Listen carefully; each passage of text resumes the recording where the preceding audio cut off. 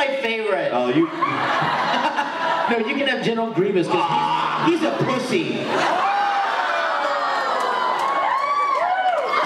Not that you are. He's fighting with his foot. That's awesome. I know, right? He's still a pussy. He's like a podiatrist pussy. Podiatrist. He fights with his toes and stuff. He holds lightsabers in his toe cheese. He's silly.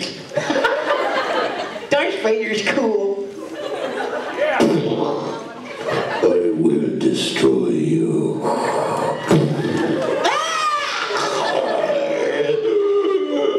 No, Lord of the Sith, no!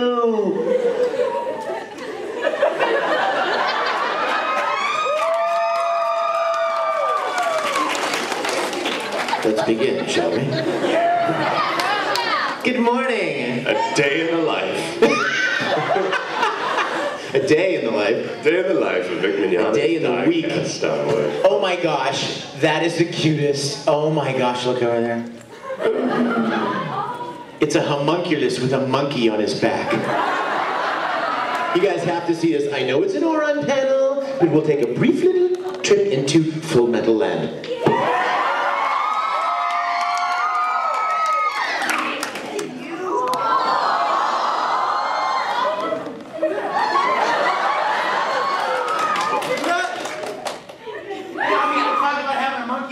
He does! I like your monkey. He likes your monkey.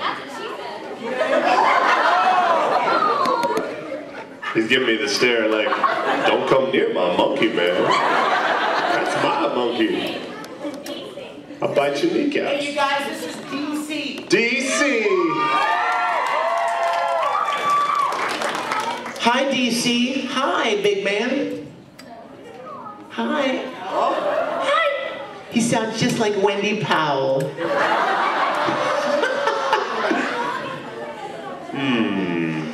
Good morning. This is definitely the Ouran Host Club panel. Yes. Right?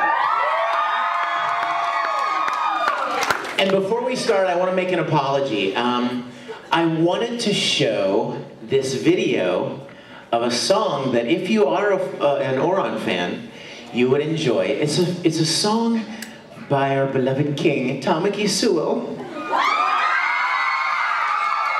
called Guilty Beauty Love. And I don't, if any of you checked out YouTube, have any of you seen it on YouTube? So I was getting all of these emails from people going, you should record Guilty Beauty Love. And I would write them back and like, what the heck is Guilty Beauty Love? And they told me that this is character song.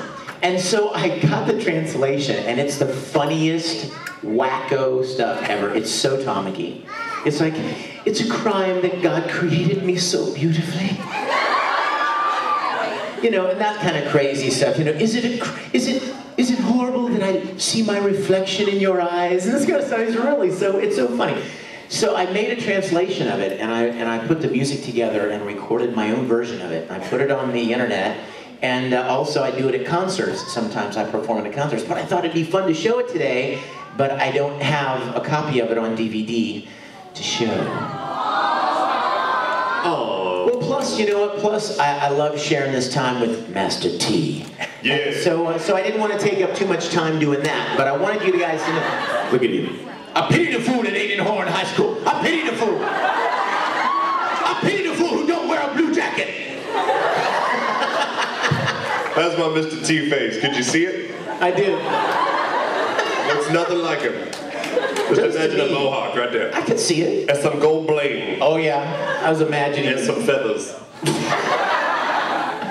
Okay, let's, I tell you what, let's see, what can we say about Ouran? You want to talk a little bit about your experience with Ouran? Yes, geez, you know, Mori Senpai. Such a complex character, that one. Full of words, thoughts. Incredibly talkative. You just can't get him to shut up, really. You may know him for such phrases as, Yes. And other favorites like, And last but not least, fancy tuna. In fact, it is well known that I could have possibly said more in the DVD bloopers than I did in the show. Which brings me to which seems to be the most requested line, which is, Maury likes seashells. Have you seen this? Like in the, Caitlin made this blooper reel where like she basically took all our outtakes, and in between takes, it's the one where we're at the indoor pool or whatever. It's like, and there were all these girls walking by with bikini suits, and one of them had shells for her like bikini tops. I went, Maury likes seashells. And it's stuck. As well it should. As well it should. Indeed, indeed.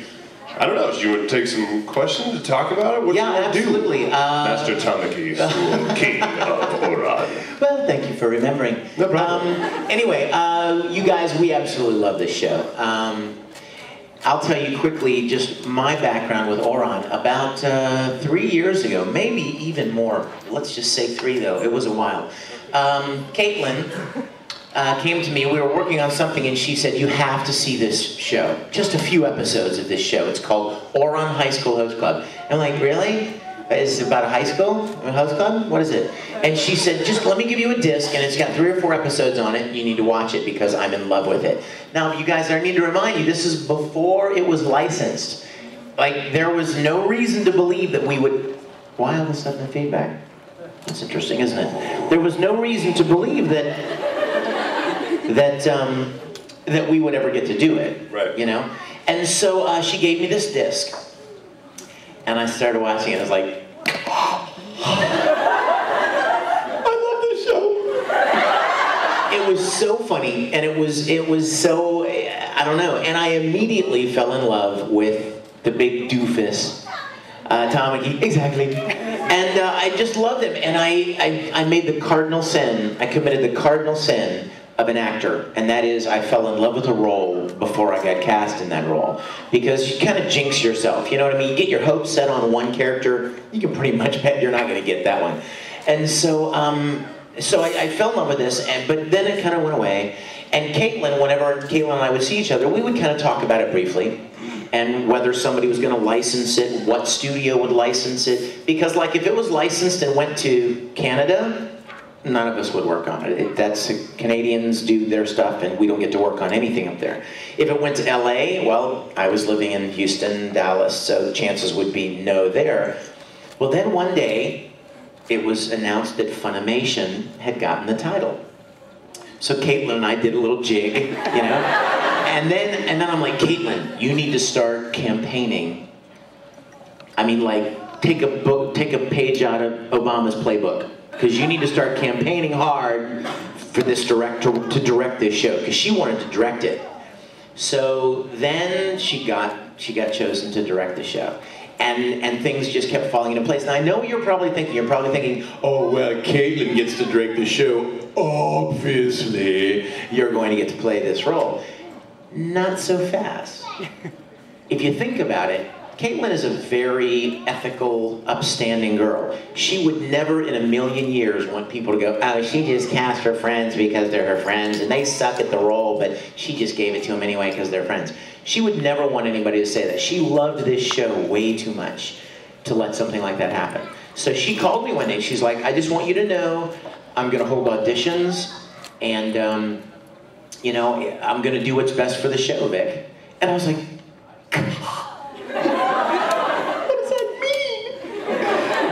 because she had told me 2 years ago, you are Tamaki. Gimme. She told me that. I mean, she looked me right and said, you are Tamaki Suo. I'm like, really? Of course, that was way before the show was even within our grasp. So she held auditions, and I'll never forget, I went in, and I went in just like everybody else, and I had my little book of asides and all the different characters in there. And I walk in and she goes,